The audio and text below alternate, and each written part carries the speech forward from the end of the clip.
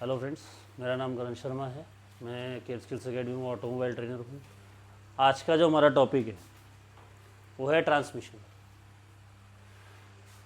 Normal भाषा में अगर आप बोलो तो गियर बॉक्स।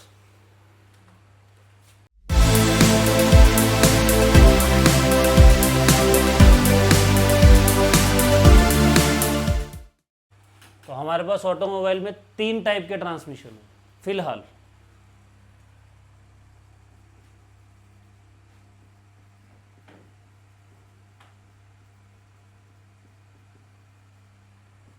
फर्स्ट है आपका मैनुअल,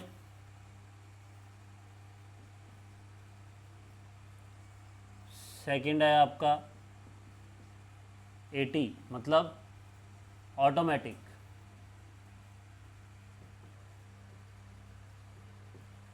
और थर्ड है आपका एएमटी मतलब ऑटोमेटिक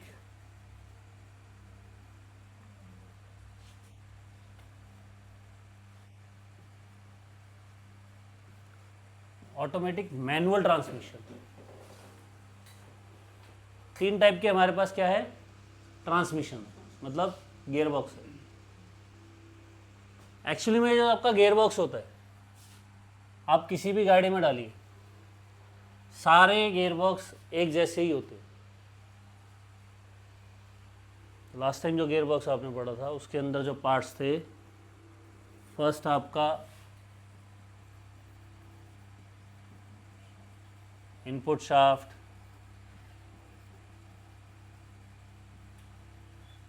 आउटपुट शाफ्ट और डिफरेंशियल।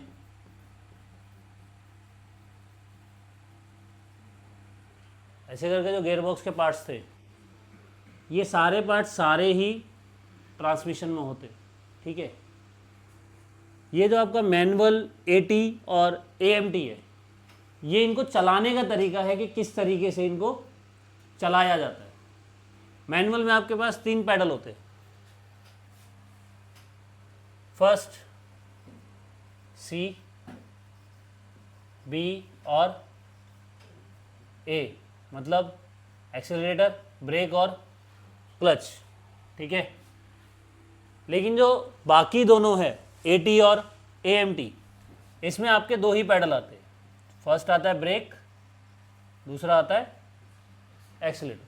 इसमें क्लच पैडल नहीं है, but without clutch power transfer करना पॉसिबल नहीं। विदाउट क्लच जो है वो पावर को ट्रांसफ़र करना पॉसिबल नहीं, लेकिन फिर भी इसको पॉसिबल किया गया। इसमें क्लच पैडल नहीं है, लेकिन इसमें क्लच प्लेट नहीं आती। एटी के अंदर क्लच प्लेट नहीं होती। एटी के अंदर क्या होता है, टॉर्क कन्वर्टर बोलते हैं उसको, जो एटी के अंदर लगा होता है, टॉर्क कन्वर्टर। ये क्या करता है, जो इंजन की पावर आ रही है, उस इंजन की पावर को गियर बॉक्स के अंदर उससे ज़्यादा करके भेजता है। मतलब अगर इंजन एक बार में 1 राउंड घूम रहा है, तो टॉर्क कन्वर्टर इसी पावर को 1.5 राउंड में भेजेगा। ये उस पावर को ज़्यादा करके देता है, टॉर्क कन्वर्टर का काम है, ठीक है। लेकिन एएमटी के अंदर टॉर्क कन्वर्टर नहीं है। एएमटी के अंदर क्या है, क्लच प्लेट। मैनुअल के अंदर पार्ट्स कौन से हैं, जो मैनुअल ट्रांसमिशन अपना, इसके अंदर आपका आता है फर्स्ट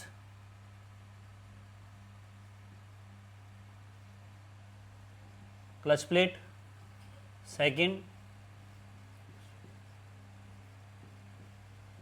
प्रेशर प्लेट, थर्ड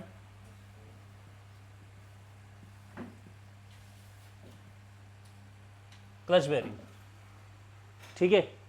ये आएगा आपका मैनुअल में। मैनुअल के अंदर ये पार्ट्स आएंगे।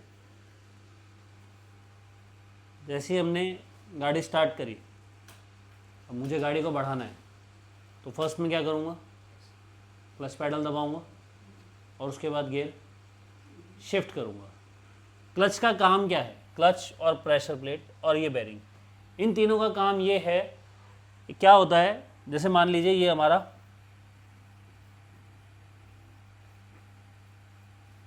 फ्लाईव्हील है, फ्लाईव्हील के साथ में एक प्रेशर प्लेट आती है,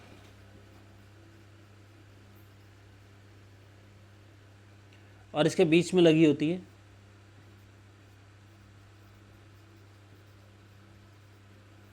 क्लच प्लेट, ठीक है। और गियर बॉक्स की जो हमारे पास इनपुट शाफ्ट आती है,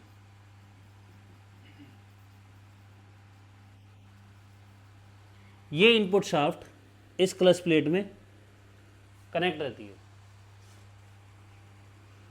जैसे ही हम क्लच दबाते हैं, यहां पर बेरिंग लगा होता है, ये बेरिंग क्या करेगा, इस प्रेशर प्लेट को जैसे ही आप क्लच दबाते हैं, क्लच दबाने पर ये बेरिंग आगे आता है, आगे आएगा, ये इस प्रेशर प्लेट को प्रेस करेगा और क्लच प्लेट इनपुट शाफ्ट से अलग हो जाएगी। जैसे ये क्लच प्लेट इनपुट शाफ्ट से अलग होती है तो होता क्या है, आपने जब इंजन स्टार्ट करा, इंजन बंद नहीं है, इंजन रेगुलर क्या कर रहा है, घूम रहा है, रेगुलर घूम रहा है। एक घूमती हुई चीज़ जो कम से कम 1 मिनट के अंदर 700 या 800 राउंड घूम रही है, उसके बीच में मैं कुछ भी कनेक्ट करने की कोशिश करूंगा, वो ऑटोमेटिकली क्या होगा, टूट जाएगा। या तो गियर टूट जाएंगे अगर मैं ज़बरदस्ती गियर डालूंगा, या फिर लीवर टूट जाएगा, ठीक है, ये प्रॉब्लम होगी। तो ये क्या करता है, मैं गियर चेंज करने के लिए बार बार इंजन तो बंद कर नहीं सकता। अगर मैं गियर चेंज करने के लिए इंजन बंद करूंगा तो पावर बनेगी नहीं, ना पावर बनेगी, ना गाड़ी चलेगी, कुछ भी नहीं होगा। बात बात पे गाड़ी क्या होगी, बंद हो जाएगी। इसका सीधा एग्जांपल है, आप कभी गाड़ी स्टार्ट करो, गाड़ी को स्टार्ट करने के बाद 3rd या 4th गियर में एक साथ अगर आप उठाओगे तो गाड़ी उठेगी नहीं, बंद हो जाएगी। जैसे आप गाड़ी को चलाने की कोशिश करोगे डायरेक्ट 4th गियर पे, वो गाड़ी ऑटोमेटिकली बंद हो जाएगी, क्योंकि इतनी पावर अभी तक इंजन की नहीं हुई जो वो उसने छोटे गियर को उठा सके। तो मुझे फर्स्ट कहाँ से शुरू करना पड़ेगा, फर्स्ट गियर से। अब फर्स्ट के बाद अगर मुझे सेकंड लगाना है तो मैं गाड़ी बंद नहीं कर सकता, मुझे गियर चेंज करना होगा। तो चेंज करने के लिए आपने क्या किया, क्लच पैडल दबाया। जैसे ही आप क्लच पैडल दबाओगे, ये अभी भी अपना मान लीजिए 1000 राउंड पे घूम रहा है, 1000 राउंड पर मिनट में, 1000 राउंड ये घूम रहा है। ये क्या करता है, जैसे आपने क्लच दबाया, ये प्रेशर प्लेट को इनपुट शाफ्ट से डिस्कनेक्ट कर देगा।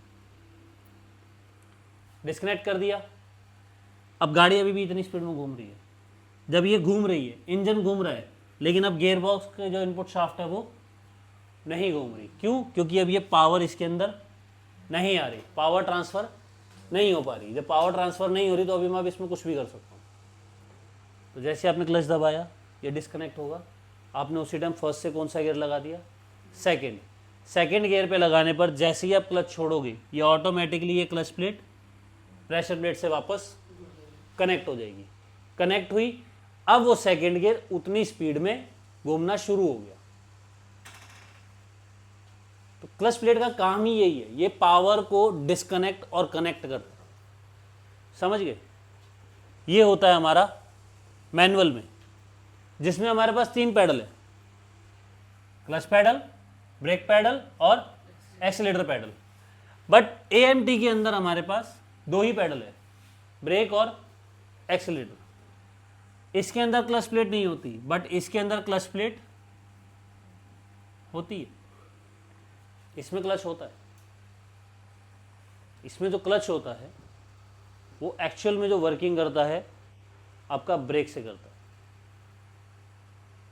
इसके अंदर अब जितने भी ब्रेक आ रहे हैं, सॉरी क्लच जो आ रहे हैं, पहले क्लच वायर वाले आते थे, क्लच प्लेट के साथ एक तार दी जाती थी जो बेरिंग को खींचती थी और डिस्कनेक्ट कनेक्ट होता था। अब क्लच प्लेट जो है वो हाइड्रोलिक आ रहे हैं जो ब्रेक ऑयल से चलते हैं। तो जब आप ब्रेक दबाओगे तो ब्रेक के साथ साथ टायर भी रुकेंगे और क्लच भी डिस्कनेक्ट हो जाएगा। एक बार आपने डी पे कर दी, उसके बाद आप गाड़ी चला रही हैं, उसके बाद इसमें एक मॉड्यूल लगा होता है। छोटी गाड़ियों में मोटर होती है गियर शिफ्टर की, जो स्पीड के साथ साथ ऑटोमेटिकली गियर क्या होते हैं चेंज करता रहता है। ठीक है, इसमें आपको नहीं करना, इसमें कोई दिक्कत नहीं, ये ऑटोमेटिकली करता है। बट फर्स्ट आपको जब गियर डालना है क्लच प्लेट दबाने के लिए आपको ब्रेक दबानी पड़ेगी। दूसरा, अगर मान लीजिए आप सडन काफ़ी स्पीड में हैं, आपके आगे कोई गाड़ी खड़ी होगी, एकदम से उसने ब्रेक मार दिया, आपको ब्रेक मारनी है, तो आप इस गाड़ी के अंदर ब्रेक मारने के साथ साथ क्लच प्लेट भी दोनों दबाओगे। क्लच पैडल पहले दबाओगे, ब्रेक उसके बाद में दबाओगे, बट इसके अंदर तो क्लच ही नहीं है। तो अगर मैं सडन मान लो कि 2000 आरपीएम की स्पीड पर चल रहा हूँ, गाड़ी मेरी इस वक्त 3rd गियर पर है, मैं सडन ब्रेक मारूंगा तो गाड़ी रुकेगी। गाड़ी रुकने के बाद जो इंजन की स्पीड है वो ऑटोमेटिकली क्या होगी, एक झटके से कम होगी। तो जैसे ही वो झटके से कम होगी, इंजन बंद हो जाएगा और गियर टूट सकते हैं। इसीलिए जो हाइड्रोलिक जो है वो बनाया है, ताकि जब आप ब्रेक मारो सडन, किसी भी चीज़ में कोई भी कंडीशन पे आप सडन ब्रेक मारते हो, तो ब्रेक के साथ साथ उसी ऑयल से ऑटोमेटिकली जो क्लच है वो इनपुट शाफ्ट से डिस्कनेक्ट हो जाए, ताकि ना तो इंजन में कोई दिक्कत हो, ना ही गियर बॉक्स में। समझ गए? ये काम है ऑटोमेटिक, एएमटी और मैनुअल का। क्लियर है? किसी को कोई डाउट, कोई क्वेश्चन? ठीक है, तो ये था हमारा आज का मैनुअल का। ठीक है, और जानकारी के लिए हमारे साथ बने रहो।